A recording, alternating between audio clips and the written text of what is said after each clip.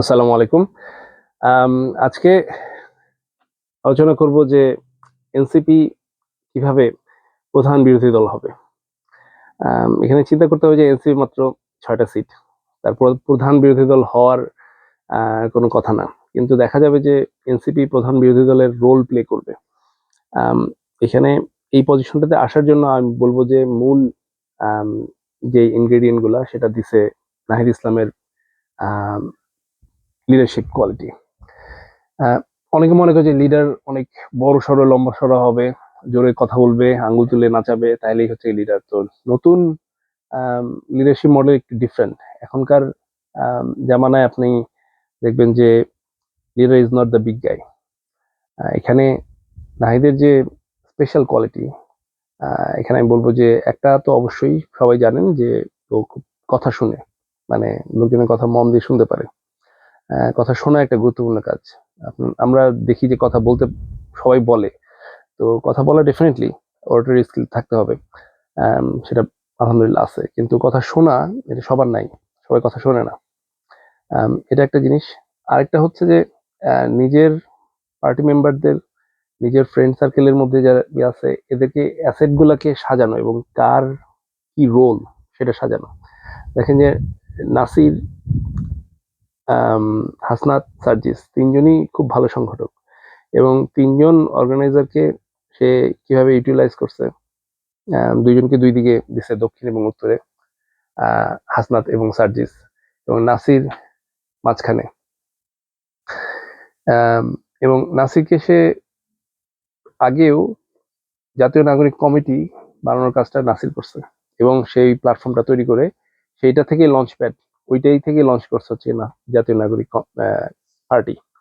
তো জাতীয় নাগরিক কমিটি তৈরি করার কাজ পুরোপুরি নাসিরের হাত দিয়ে হয়েছে আর কি এবং সেখানে আরো অনেকে যুক্ত ছিল। কিন্তু এই যে dividing the roles between this leadership, মানে অনেকগুলা তরুণ নেতৃত্ব প্রত্যেকেই প্রায় কাছাকাছি বয়স। এখানে মনে হইতেছিল যে তাদের মধ্যে হয়তো ঝামেলা হবে, হয়তো একে অপরের সাথে এ ওর কথা মানবে না, কারণ এখানে তো কোনো ব্লু ব্লাড নাই। আপনার হাসিনা খালেদার প্রত্যেকেরই যেরকম দেখবেন যে বিএনপি আওয়ামী লীগের মধ্যে আছে তাদের রয়্যাল ফ্যামিলি, তাদের ব্লাড লাইন সবাই মেনে চলে, সবাই ইয়ার উপরে কথা বলে না আর কি, রাজ পরিবারের উপরে কথা বলে না। কিন্তু এখানে কোনো রাজ পরিবার নাই। তো এখানে আরেকটা জিনিস হলো যে এই যে নাসিরকে সেভ করার জন্য সে যে আম, ডিবি যখন তার বাসা ঘেরাও করে ফেলে তখন নাহিদ যে বের হয়ে আসে, নাসিরকে সেভ করে। নিজে মায়ের খেয়ে হলো, একটা লাইফ থ্রেটনিং রিস্ক, গুম হয়েছিল, জলসিঁড়ি এখানে তাকে ফেলে দিয়ে আসে। তো এই যে রিস্ক নেওয়াটা এটা কিন্তু আপনার আম, আপনার আপনি যখন আপনার টিমমেটদের জন্য রিস্ক নেবেন তখন তারা এটাকে অ্যাপ্রিসিয়েট করবে এবং ওইটাই দেখবেন যে বিভিন্ন সময় ওই বন্ডিংটা তৈরি হয় যে ও আমার জন্য লাইফ রিস্ক নিছে, আরেকজন আপনার জন্য এটা করবে।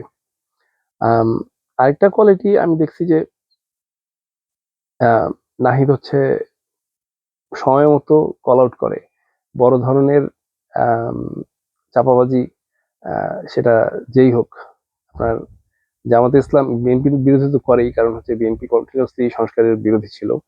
ইভেন জামাতে ইসলাম যখন নিম্নকক্ষে পিয়ার নিয়ে হইচই শুরু করলো, যে জিনিসটা যে একটা ধাপ্পাবাজি সেটা সে সরাসরি কল আউট করলো এবং বললো যে এটা একটা দর কষাকষি, ইলেকশনের আগে একটা দর কষাকষির জন্য এটা করতেছে। এবং পরে দেখা গেল যে নিম্নকক্ষে পিয়ারের দাবিটা মাঠে মারা গেল। তো এই যে কল আউট করা এবং স্রোতের বিপরীতে দাঁড়ানো, আরো একবার বলবো যে আম, জুলাই সনদে স্বাক্ষর গ্রহণ, এখানেও দেখবেন যে জামাত লাফাইতে লাফাইতে গিয়ে সাইন করে আসছে। কিন্তু যেহেতু এখানে আইনি ভিত্তি নাই এবং বাস্তবায়নের কোনো রূপরেখা নাই, সেই জন্য নাহিদ ওই সিগনেচার সেরেমনিতে গেল না। তো এইটা কিন্তু মানে ক্যারেক্টার ডিফাইন করে যে এই যে টাইম টু টাইম সিগনেচার সেরেমনিতে গেলে সুন্দর ফুটেজ পাওয়া যেত, সুন্দর ছবি আসতো, তা ঠিক, কিন্তু এই যে ক্যারেক্টার ডিফাইন করে যে এইটা আমার কজ, এইটা আমাদের পার্টির কজ, যে জুলাই সনদের বাস্তবায়ন। তো এই কজটাকে সামনে রেখে বাকি সবকিছু অ্যারেঞ্জ হচ্ছে। ইলেকশনে গেছে, ইলেকশনে সিগনিফিকেন্ট ভোট পাইছে, সামনে আরো ইলেকশন আছে, সামনে আরো পলিটিক্স আছে। তো ওই পলিটিক্স এর গ্রাউন্ডটা কিন্তু ওইখানে তৈরি করা।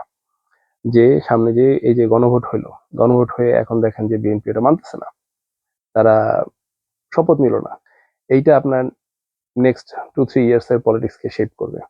এবং এই যে আহ, আমি কেন বলি যে এনসিপি প্রধান বিরোধী দল হবে, কারণ হচ্ছে এই কাজগুলা আম, জামাত কখনো করতে পারবে না, করে নাই কখনো। এবং এই যে ভুল সিদ্ধান্তগুলো তারা নেয়, সেই কারণেই ইয়াংরা টাইম টু টাইম জামাতের থেকে দূরে সরে আসবে এবং আসলে এনসিপিতে আসবে। যারা রাজনীতিতে আসলেই ইন্টারেস্টেড তারা এনসিপিতে জয়েন করবে এবং এনসিপি গ্রো করবে, এবং যত এনসিপি গ্রো করবে জামাতের তত বেশি ইনসিকিউরিটি হবে যে আমরা কি প্রধান বিরোধী দল হতে পারতেছি কিনা। এবং সবখানে দেখবেন যে এনসিপির নেতারা টকশোতে একটা বড় একটা গ্রুপ, সালাউদ্দিন সিফাত থেকে শুরু করে মুনিরা শারমিন, আপনার তাসির রিয়াজ, আহ সরোয়ার তুষার, এক ঝাঁক তরুণ টকশো টকশোতে গিয়ে ফাইট করতেছে। আপনার আম, সংসদে যেই 6 জন যাবে তারা যখন কথা বলবে, আর তাদের সাথে অন্য যে আমাদের যেই অপেক্ষাকৃত প্রবীণ রাজনীতিবিদরা যখন কথা বলবে, আপনারা তখন কন্ট্রাস্টটা বুঝতে পারবেন।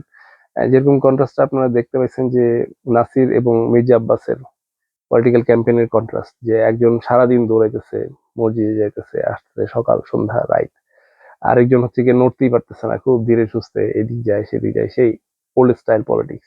তো এই পার্থক্যগুলা সামনে আরো প্রকট হয়ে দেখা দিবে এবং লোকজন তখন বেটার পলিটিক্স এবং স্মার্টার পলিটিক্স এর দিকে আসবে এবং এনসিপির দিকে আসবে। Thank you everyone.